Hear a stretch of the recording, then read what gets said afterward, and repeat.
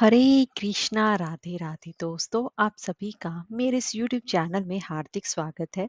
दोस्तों, आज की इस वीडियो में मैं आपको कार्तिक मास महात्म का तीसरा अध्याय श्रवण करवा रही हूँ। इसके पहले के दो अध्याय मेरे चैनल पर अपलोड हैं, आप वहां पर जाके श्रवण कर सकती हैं। तो चलिए आज की कथा हम प्रारंभ करते हैं। तब आगे सत्यभामा ने कहा कि हे प्रभु, आप तो सभी काल में व्यापक हैं और सभी काल आपके आगे एक समान है। फिर ये कार्तिक मास ही सब मासों में श्रेष्ठ क्यों है? आप सब तिथियों में एकादशी और सभी मासों में कार्तिक मास को ही अपना प्रिय क्यों कहते हैं? इसका कारण बताइए। तब भगवान श्री कृष्ण जी ने कहा कि हे भामिनी, तुमने बहुत अच्छा प्रश्न किया है। मैं तुम्हें इसका उत्तर देता हूँ, ध्यान पूर्वक सुनो।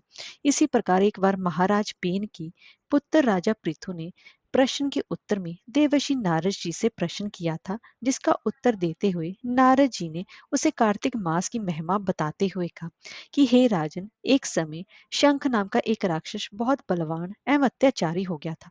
उसके अत्याचारों से तीनों लोकों में त्राही त्राही मच गई। उस शंखासुर ने स्वर्ग में निवास करने वाले देवताओं पर विजय प्राप्त कर इंद्र आदि देवताओं एवं लोकपालों के अधिकारों को छीन लिया।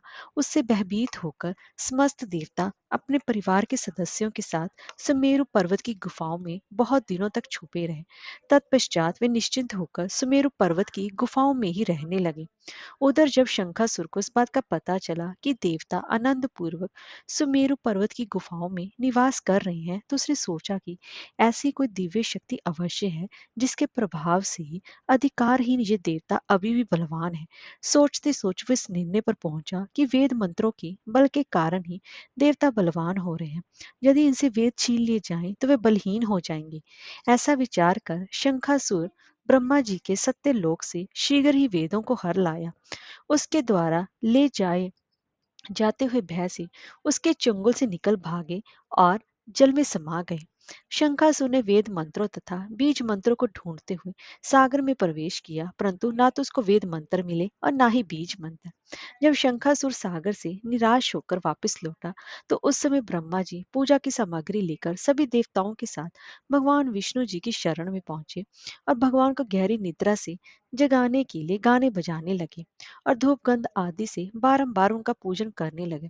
धूप दीप नवेद आदि अर्पित किए जाने पर भगवान की निद्रा टूटी और वे देवताओं सहित ब्रह्मा जी को अपना पूजन करते हुए देखकर बहुत प्रसन्न हुए तथा कहने लगे, मैं आप लोगों की इस कीर्तन व मंगलाचरण से बहुत प्रसन्न हूँ। आप अपना भीष्ट वरदान मांगिए, मैं अवश्य प्रदान करूंगा। जो मनुष्य आश्विन शुक्ल की एकादशी से देवोत्थान एकादशी तक ब्रह्म मुहूर्त में उठकर मेरी पूजा करेंगे, उन्हें तुम्हारी भांति मेरे प्रसन्न होने के कारण सुख की प्राप्ति होगी। आप लोग जो पार्थ अर्घ आचमन और जल आदि सामग्री मेरे लिए लाए हैं, वे अनंत गुणों वाली होकर आपका कल्याण करेगी। शंखासुर द्वारा हरे हारे गए संपूर्ण वेद जल में स्थित है। मैं सागर पुत्र शंखासुर का वध करके उन वेदों को अभी लाए देता हूँ। आज से बीज मंत्र और वेदों सहित मैं प्रति वर्ष कार्तिक मास में जल में विश्राम किया करूंगा। अब मैं मत्स्य का रूप धारण करके जल में जाता हूँ। तुम सभी देवता भी मुनीश्वरों सहित मेरे साथ जल में आओ।